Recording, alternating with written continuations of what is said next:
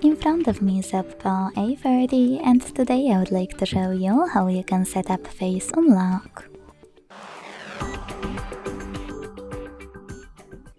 Begin by launching settings and scrolling down to access security and privacy. Then scroll down again to tap on device unlock. Tap on face and fingerprint unlock here and enter your current login method after selecting face section. Now hit continue, keep your face in frame and follow all of the instructions presented on your screen.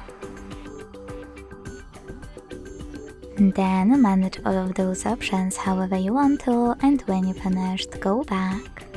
So when I switch off my screen and turn it back on,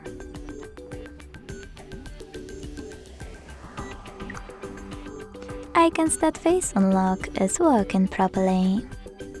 Thanks so much for watching. If you enjoyed this video, don't forget to leave a like, comment and subscribe. Bye!